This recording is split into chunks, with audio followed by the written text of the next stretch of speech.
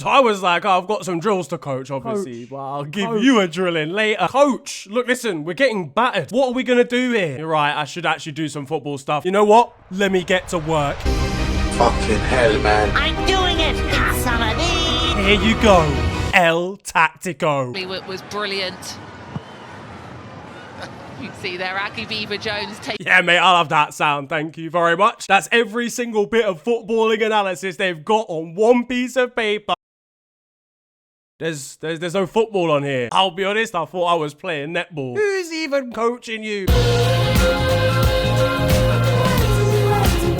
Yo guys, it is your boy Niran here, and you are watching FTW. This, of course, the series where I bring to you the best and more frequently the worst of what football has to offer during the last 7 days. But what's been kicking off in the world this week? Well, there's been chaos in the United States, the stock market doing its best Southampton impression by going down unprecedentedly. Donald Trump utilised what I can only imagine is dementia to set tariffs on every country that he knew was on a map. So that's about 5, realistically. So the other people in the government filled in the rest. It led to some people losing millions on the stock exchange, widespread panic, and JD Vance looking scary. Oh wait, he was actually born like that. Am I an economist? No, but... It's not looking good, bruv. Positive news, though, is that the US men's national team still has the same market value, because you can't really go lower than 0. They got some nice kits, though. And speaking of lovely bits of kit, I want to say a massive thank you to Mystery Football for sponsoring today's episode of FTW. Now, if you love football shirts, like me, you're going to enjoy this. Mystery Football sends out mysterious football kits that are authentic from football clubs across the world. And the best part is, you don't know what you're gonna get. They sent me a box, so let's check it out. Alright, thank you, Niran of the past. As I said, we've got our mystery football shirt box. Let's get this thing opened. A nice little box as well, you know, nice and clean. Okay, we have got something delectable, ladies and gentlemen. Look at this. It's a Bayern Munich top. Oh, hang on, let me unravel it for the people. This is unbelievable. It's like this lovely, like, floral design. I want to say this is a 3rd kit. I actually don't know off the top of my head. Hang on, I should probably check the label realistically. This is absolutely sensational. It's got the old Bayern badge on it as well. Facts about this kit: 1, it's fit. 2, Harry Kane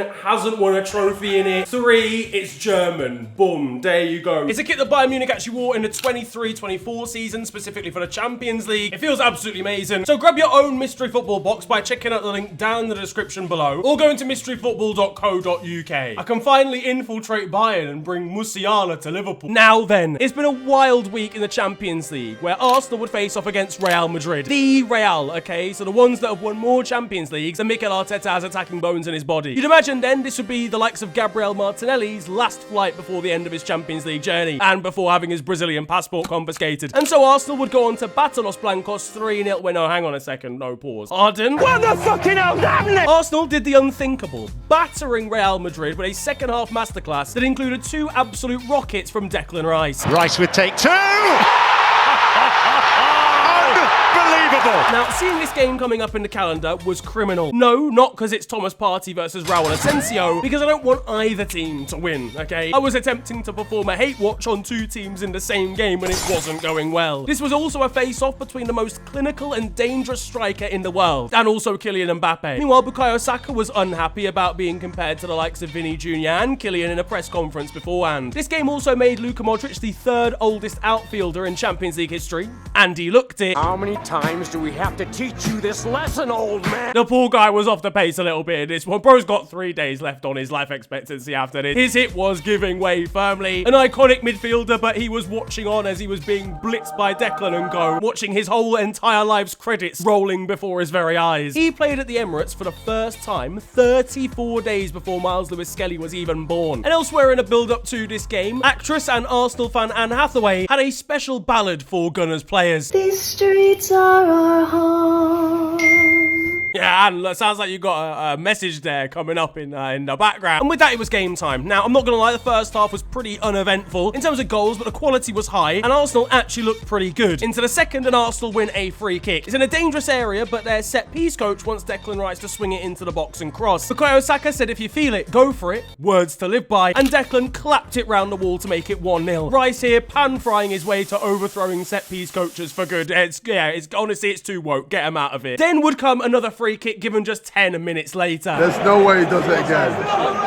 There's no way he does it again.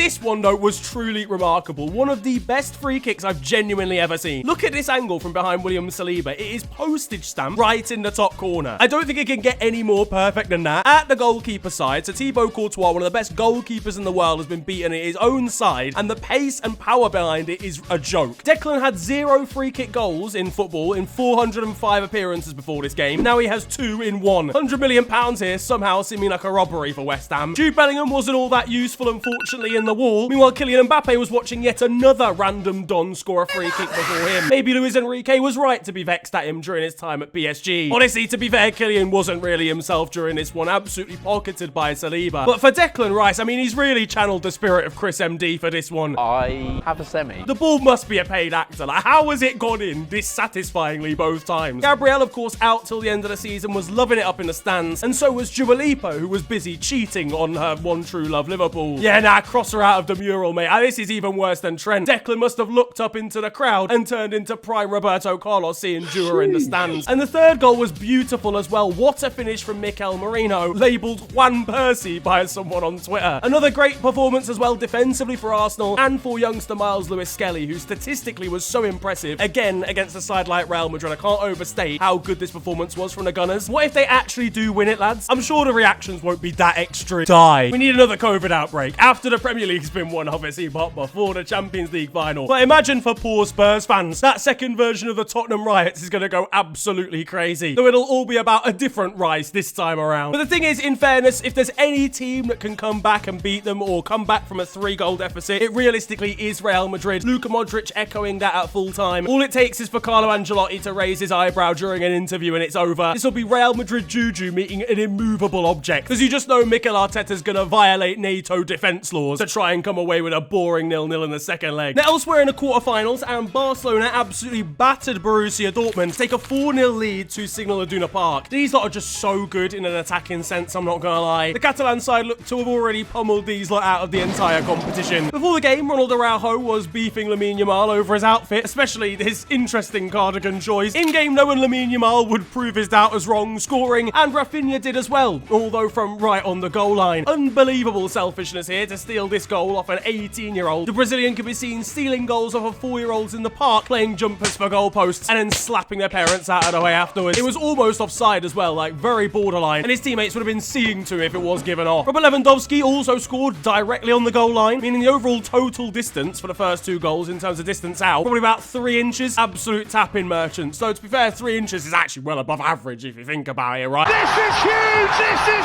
massive! Aston Villa faced easily their biggest challenge of the season so far as they travelled to the Parc des Princes to face PSG. They started off well for Villa as Morgan Rogers gave the visitors the lead and then brought out his signature. Honestly, Cole Palm wine here has had his celebration stolen back. You've been Rogered, mate. Actually, no, probably shouldn't say that. Cole must have been fuming watching this one at home. What? Prince William, well-known Aston Villa fan and of course member of the royal family, was celebrating in Paris. The second half would be a car crash for Villa though, and not a usual one deployed by the royal family. The actual royalty might be going to Kavicha Kvaratskhelia in Georgia if he keeps up this form. Himself and Desiree Doué scoring absolute beauties in this one. Some serious magic from them. I told you, this is a Doué propaganda account. Now, the amount of joy and whimsy I was feeling from watching these two after Mateus Nunes and Phil Foden ball in the Prem is truly spectacular. Meanwhile, there was yet more drama in the other quarterfinal as Inter and Fratesi scored in the 88th minute to defeat Bayern 2-1 away. A beautiful strike from Lautaro Martinez got the goal scoring started, and honestly, given Bayern's injury problems, they're probably wrapped for the second leg. Harry Kane will be realising he's still not winning any major trophies if they end up bottling the Bundesliga. One excited Bayern fan accidentally splashed herself with her drink, and Micah Richards let the intrusive thoughts win. Yes.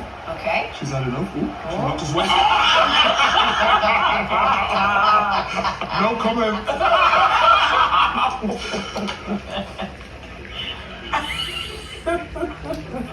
Could you always have to take it down a notch?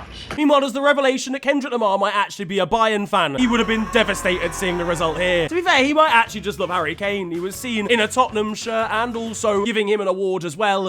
Now in the Premier League and Well, it's been a terrible week, not gonna lie. Not only for the Premier League as a whole, but for my resting heart rate. As Liverpool lost 3-2 to Fulham in West London. Oh, how apologetically apocalyptic. Fulham blitzed us here in a space of 15 minutes at Craven Cottage after Alexis McAllister's early beautiful strike, meaning we've lost to a team that takes victorious sponges to games. Look, we're still a good side, we've still got a good points lead, but we're stumbling over the line here like David Coote in a house party bathroom. Virgil van Dijk was rinsed by Rodrigo Muniz for one of the goals. Just a mental touch, to be fair, but Virgil not looking too good after being metaphorically smacked up here. Meanwhile, Andrew Robertson had spent 4 weeks not being a terrorist and was simply itching to get back into it with a ridiculous ball across our entire defensive third. He's on a journey to become the first person to fuck approximately 496,000 people since Lily Phillips' last OnlyFans video. Thankfully though for us, Arsenal missed a chance to close in as they drew 1-1 with Everton. Up the toffees. A Miles Lewis-Skelly penalty was the difference maker here, to be honest with you, that Ndiaye would then tuck away, but it was an absolute joke of a decision really. Although Everton made easy work of the pen, with David Raya being his usual self and diving 3 business weeks before it was taken. Is that him making a move and diving at kickoff? Fucking hell, he's dived off the coach, mate. At the other end of the pitch though, and Jordan Pickford made an absolutely mental save. Meanwhile, Mikel, please listen, you better practice that guard of honour, G. I'm not gonna lie, because apparently referees are the only reason we've won the league this season. And whilst I appreciate Arsenal have been absolutely shafted, not only by refereeing decisions at times, I'm thinking Lewis Skelly's red card against Wolves, the Everton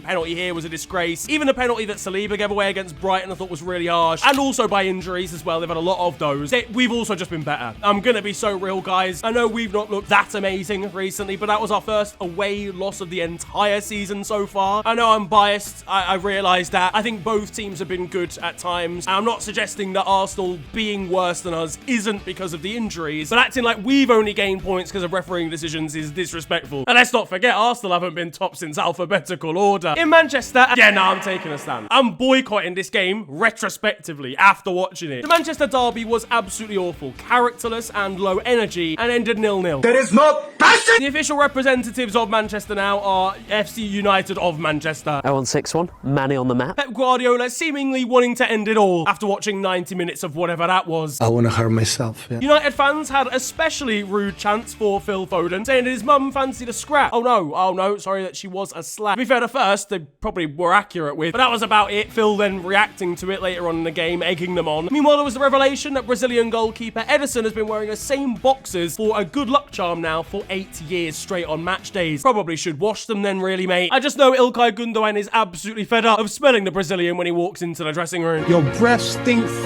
Just shut up. And elsewhere in Man City news, Kevin De Bruyne has officially announced that he's leaving the club at the end of the season. What a servant he's been to fans from the Etihad. Honestly, probably one of the best midfielders in Premier League history, if not the best, if we're being real. But an AI-generated goodbye message is absolutely nuts. Bro made this whilst he was in the shower, fam. It's actually crazy. Erling Haaland was found crying in the comments. You think he's crying because he's emotional, Kevin De Bruyne is leaving. He's actually crying because now he's got to put up with Phil Foden for another 5 years. Good shit, but that's all it is. And Kevin is, of course, undoubtedly and unsurprisingly linked with a move to Saudi Arabia, but this man won't last more than 35 minutes in that heat. They ain't even invented SPF 175 yet, bro. It's Kalas. He'll be trying to fit in when he joins the league in the summer. May God strike me down, inshallah. Are you Muslim?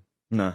But But we'll be left frustrated when he joins Ronaldo at Al Nassr and his new side only finished 4th in the Saudi Pro League. This football club is finished. Wahali, it is finished. At the other end of the table now, and I mean the least surprising news maybe of the month, Southampton are relegated. The earliest team to ever be relegated in Premier League history in early April, you know. Can we officially give Southampton to France? This is absolutely appalling. They've still got to gain 2 points to not be the worst Premier League team of all time. But with that, Ivan Juric, who joined the club as new manager earlier on this season, has now left his role. Bro just recreated an away days video and then dipped immediately. Unbelievably, Southampton then tweeted saying, oh, and when the Saints go marching after being relegated, yeah, they go marching down, like down divisions. That's where they go marching. And it now means that Aaron Ramsdale has been relegated 3 times from the Premier League in his career already. He might actually be the problem, I'm not going to lie. And Newcastle fans will be concerned seeing he's been linked with a move there as backup. Just above them in the table, and marginally, Leicester are genuinely awful. I know that's not news to anybody, but they haven't scored now in 14 hours. Ruud van Nistelrooy is about 3 minutes away from substituting himself on here. Boxers fans, so amazed by actually seeing a goal happen in front of their very eyes, decided to clap Harvey Barnes when he scored against his former side for Newcastle. Oh, c'est Meanwhile, there was historic stuff for one of the youngsters, Jeremy Monga, coming on and becoming the first player to play in the Prem who was born in 2009, meaning the gambling sponsor on the front of Leicester's shirt couldn't even be used on him. Onto the Europa League though now, and there was beef between Manchester United and Lyon, specifically Andre Onana and Nemanja Matic. Now, Andre Onana apparently alluded to the fact that he thought Manchester United were a better side going into this game. Now, usually, I would agree, season on season, but I don't know if he's seen the Premier League table recently. Either way, Nemanja Matic, when asked about this, wasn't too happy and double-footed him in response. You know, I respect everyone, but to say that, then you need to get the answer. If you are one of the worst goalkeepers in Man United history, you need to take care what you are talking. You know, if David De Gea or Peter Schmeichel or Van der Sar say that, then I will question myself. But if you are one of the statistically the worst goalkeepers in Man United modern history, then you know he needs to show that before he says so. That is great. I think is it a shithousery award? It might even be too violent for that. Now, calling Andre Onana the worst goalkeeper in Manchester United history wasn't on my bingo card. Andre Onana responding, saying that at least he's won some silverware with United, others can't say the same, wasn't on it either. The Cameroonian goalkeeper will have an elbow to the face waiting for Nemanja when he sees him in game. I mean, to be fair to Nemanja Matic, he has won the Premier League with Chelsea, Andres. It's not like he's not a bad player, but this is what football is all about, you know, direct aggression. Nemanja will be shooting from anywhere though, knowing that Onana has the goalkeeping ability of a cabbage from 35 yards out. A conclusion that aged perfectly when an Andre Onana mistake saw Manchester United throw away victory versus Lyon in the first leg. You all laughed at me. Well, I have to say, you're not laughing now, are you? Elsewhere in the Prem, and Erling Haaland posted this picture on his socials. Manchester City need goals early, not Tony Hawk. Cole Palmer seemed to be baffled by the concept of a waiter at Wolves versus Ipswich, and Ipswich goalkeeper Alex Palmer let the ball run under his feet from a back pass, palmed it off the line, but then gave away an indirect free kick, which led to this comical scene from them defending against Wolves. And when Wolves did eventually score in this game, we got this sensational celebration when a phone was stolen from a supporter. Back at Chelsea, Mikhailo Mudryk has spent his time away from the game due to his doping ban, barking at his phone on Instagram, and at Bournemouth they decided to bring out a special Minecraft poster ahead of their game this week in the league. To be fair, I can't say anything. I actually was dragged to see that movie with friends. I met 3 viewers afterwards, so I can't actually. Now, in Spain, there was a disastrous result for Real Madrid in their pursuit of the La Liga crown, as they were defeated in the 95th minute by Valencia. HITC7s has just done a video on these lot, by the way, and you've lost to them. They even scored a very rare but calamitous offside goal in this one. This is the team that you've lost to. Genuinely have a look in the mirror. I'm sure Barca fans everywhere were showing just what they thought of Real Madrid, who didn't look their usual selves in this game, I've got to say. Hugo Duro scored the 95th minute winner here for Valencia against his former side as well, just to add insult to injury. Could have been very different though. Vinny Jr. having his penalty saved by future Liverpool goalkeeper Georgi Mamadashvili. His highlights, honestly, he just didn't look the same, can't lie. Okay. Jude Bellingham was frustrated by the result and by the refereeing display, kicking the VAR monitor as he left the field. It's just an inside joke gesture towards some close friend. Mate, don't kick that. It's helped you in Real Madrid plenty of times. Though I've got to say the screen did look a little bit different when it came to its decision. This is a first away win of the season for Valencia and against Real. I just know that some of the more fickle Real Madrid fans are already switching allegiance, although they might want to switch back as Barcelona also dropped points versus Real Betis, but at least grabbing a draw here. Yeah, maybe it's time to head back to the Bernabeu. Barca's lead though in the league is now up to 6 points. It started well as Gavi scored versus his former side, refusing to celebrate. Lamine Yamal was getting hounded by Betis players, but still coming out on top largely. And it was also a game that saw Jules Koundé play his 100th game in a row. Unbelievable consistency. Rafinha was left absolutely fuming at the referees at full time, having to be dragged away from confronting some of them. Meanwhile, Anthony was subbed off for the only man realistically that can match him in terms of overall achievements in life, and that's Jesus himself. I mentioned Jules Koundé here. He didn't have quite as good a time when he played in the Ballers League, missing in a penalty shootout. And at least there was some more wholesome stuff going on off the pitch at the Bernabeu, as Eduardo Camavinga met a blind Real Madrid fan called Jorge. His favourite player is Eduardo, and it was a wholesome moment when they met and walked around the stadium and the pitch. Now, Athletic Club, they're facing off against Rangers in the Europa League tonight, and they got themselves a very Scottish welcome.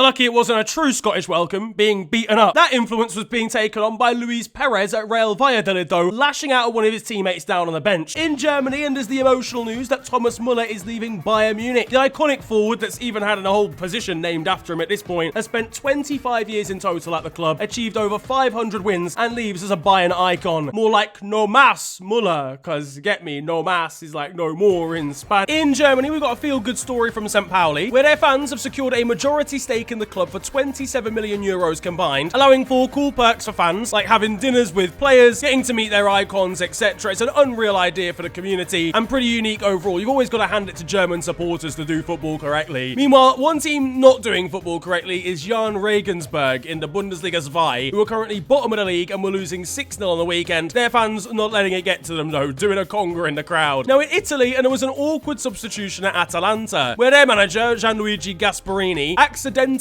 substituted their star man Ademola Lookman. Now the reason for this is because he said the words Ede, wanting to bring off Edison, but apparently one of his other coaches, or maybe the fourth official, thought he said Ade, so Ademola Lookman came off instead. Gasparini must have been left confused seeing his star man come off instead of some random Brazilian. How did they not clock that mid-substitution? That's what I want to know. There was a long journey for Venezia fans this week, as Venezia and Lecce faced off against each other at 11:30 in the morning. The slight issue is it's a 9-hour trip between the two locations, which meant fans would have had to leave at 3 o'clock in the morning just to make it for kickoff. One Italian politician has had to come out and defend himself against claims of blasphemy against our Lord and Saviour. At Udinese, fine margins make all the difference. Lorenzo Luca being called offside for his ear. He'll be turning up looking very different to the next game. I'll be fuming. This is a physical attack, saying my ears are massive. And quick shout out to Livorno, a side who I always grew up with on FIFA being like a bit of a yo-yo team, I guess, between Serie A and Serie B. I think they went into massive financial crisis, ended up being a semi-pro team. They're back into the professional leagues, getting promoted into Serie C. And finally, in France, there's the revelation that former Barcelona defender Jeremy Mathieu is working in Intersport, which is basically like a French alternative to Sports Direct. He's doing it as a volunteer, which I think is very sweet. I don't know why he's doing it, but shout out, what the hell is going on to this guy on the right? The story of Andy Carroll at Bordeaux continues. He scored once again in attempting to help Bordeaux reach the summit of French football once again after their financial problems at the start of the season. Meanwhile, there's problems of a different kind at Marseille, as Roberto De Zerbi, unhappy with his squad's most recent defeat in Ligue 1, said he wasn't going to train the side, so the side in response said they weren't going to train either. Can we just like liquidate this whole football club? Like, get these wrong uns out of it. Now though, it's time for your goals of the week, and we've got some screamers for you. None more so starting off in Turkey with Anderson Talisca, the man from Fenerbahce, watching the ball all the way down to his foot as he absolutely rifles in a sweet strike of a volley right back into the top corner. We're heading a little bit further out, and that's to say the least though, for Ashraf Lukman Tapsoba scoring from the halfway line for Burkina Faso in a youth tournament in Africa. I think the under-17s AFCON's happening right now, and he has launched this from, basically his own half. But finally, and this one comes with a little bit of a story. Now, in Brazil, and Neymar is out at the moment, but he still wanted to support his Santos teammates, turning up in the dressing room to give a bit of encouragement, dressed as Batman. The Don next to him, quite rightfully, looking a little bit confused. Let's be honest, Neymar would be a bit of a budget Batman, wouldn't he? You don't need a mask when you're with me. Imagine being a victim in Gotham City when Neymar does a rainbow flick in a dark alley in front of you instead of catching the perpetrator. Staying in Brazil, they've announced a new law to the once beautiful game, and that's banning standing on the ball. Yeah, a skill move that Memphis Depay pulled off like last week that caused a brawl because his opponents couldn't handle it. Well, now that means you get a yellow card if you were to do it in a game. You can't even showboat in Brazil, for fuck's sake. It's killing the game, mate. It's not the same game it used to be. No wonder they're starting Joe Linton and Andre in midfield. This place is whack. Neymar will be vexed before realising that his knee can't facilitate standing on the ball anyway. In the Europa League, and Bodo Glimt of Norway managed to defeat Lazio 2-0, a landmark occasion and performance for them, as they are on the verge of a semi-final of a major European competition, but the game almost didn't happen. Located in the Arctic Circle, they get a lot of snowfall, and the snow they had to deal with before this game was incredible. In Ecuador, and Barcelona SC's manager Segundo Castillo has been stealing the show in the Copa Libertadores with his beautiful suits and outfits. Well, he went a step further with a pink suit and waistcoat this time around, and it turns out he's silky on the ball, not just in the dugout. What a touch, son. Speaking of brilliant touches, this time a very different kind, as Davinson Sanchez pulled out a bicycle kick clearance for Galatasaray. There's more impressive scenes in Iran, where Tractor FC managed to attract a 120,000 people attendance for their game versus Estelal. These lot might be called Tractor, but I can confirm there's no farmers here. In Bulgaria though, and we've got an official in the VAR room being caught opening his Bet365 account. That is absolutely shameless, brother. In Greece, and Kostas Manolas returned back to his home club, an amateur side down in the lower leagues of Greek football, of course known for scoring that incredible comeback comeback goal for Roma against Barcelona in the Champions League, he actually went even more crazy about scoring a goal for a Greek amateur team this week than he did in that game. He clearly has a lot of passion for the game and his team. In Saudi Arabia, and this fan was so confident in Cristiano Ronaldo scoring a pen that he didn't even need to watch it happen. In the 4th division of Portuguese football, this club admin said he wanted his tweet to go viral and get about 7.5k retweets for a pay rise. His club agreed and he managed to achieve it. Enjoy the extra fun, sunshine. And there were dramatic scenes involving Yossi Benayoun, who apparently received a grenade through his letterbox in a case of mistaken identity. How do you mistakenly identify someone with a grenade? Surely you have to be pretty sure who you're actually getting if you're putting a grenade through a letterbox. The original target's in for a shock next week.